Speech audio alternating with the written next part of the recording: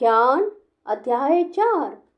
असतो मा सद्गमया तमसो मा ज्योतिर्गमया मृत्योर्मामृतं गमया। ओम शांति शांति शांति। इमं विवस्वते योगं प्रोक्तवान् अहम् अव्ययम्। विवस्वान् मनवे प्राह मनुः इक्ष्वाकवे अब्रवीत्। श्री कृष्ण कहते हैं, मैंने इस अमर योग विद्या का उपदेश सूर्यदेव विवस्वान को दिया और विवस्वान ने मनुष्य के पिता मनु को उपदेश दिया और मनु ने इसका उपदेश इक्ष्वाकु को दिया। यहाँ पर हमें भगवत गीता का इतिहास प्राप्त होता है। यह अत्यंत प्राचीन बताया गया है। जब इसे सूर्य लोक इत्यादि संपूर्ण लोकों के राजा को प्रदान किया गया था। समस्त लोकों के राजा विशेष रूप से निवासियों की रक्षा के निर्मित होते हैं।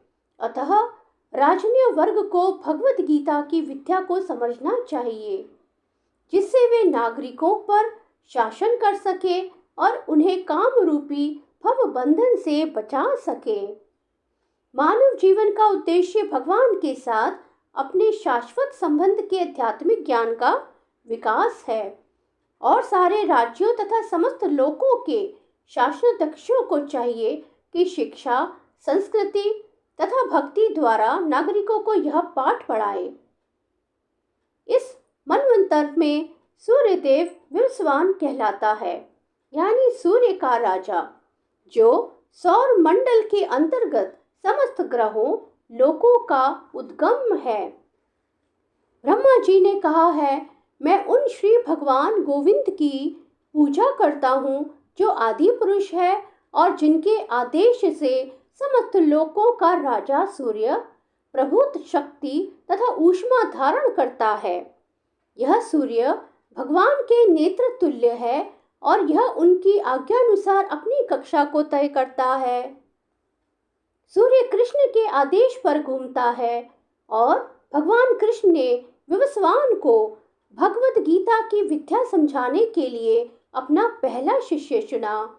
अतः गीता किसी मामूली सांसारिक विद्यार्थी के लिए कोई काल्पनिक भाष्य नहीं, अपितु ज्ञान का मानक ग्रंथ है जो अनंत काल से चला आ रहा है। महाभारत में शांति पर्व में हमें गीता का इतिहास इस रूप में प्राप्त होता है। त्रेता युग के आदि में विवस्वान ने परमेश्वर संबंधी इस विज्ञान का उपदेश मनु को दिया और मनुष्य के जनक मनु ने इसे अपने पुत्र इक्ष्वाकु को दिया।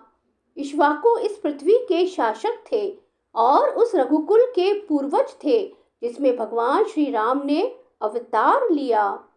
इससे प्रमाणित होता है कि मानव समाज में महाराज इक्ष्वाकु के काल से ही भगवत गीता विद्यमान थी।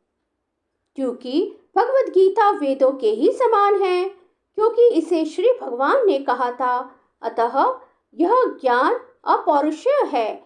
क्योंकि वैदिक आदेशों को यथारूप में बिना किसी मानवीय विवेचना के स्वीकार किया जाता है, फलतः गीता को भी किसी सांसारिक विवेचना के बिना स्वीकार किया जाना चाहिए। संसारी तार्की जन अपनी अपनी विधि से गीता के विषय में चिंतन कर सकते हैं, किंतु यह यथारूप भगवत गीता नहीं है। अतः भगवत गीता को गुरु परंपरा से यथारूप में ग्रहण करना चाहिए। यहाँ पर यह वर्णन हुआ है कि भगवान ने इसे सूर्यदेव से कहा। सूर्यदेव ने अपने पुत्र मनु से और मनु ने अपने पुत्र इक्ष्वाकु से कहा, श्री कृष्ण शरणं मम, श्री कृष्ण शरणं मम, श्री कृष्ण शरणं मम।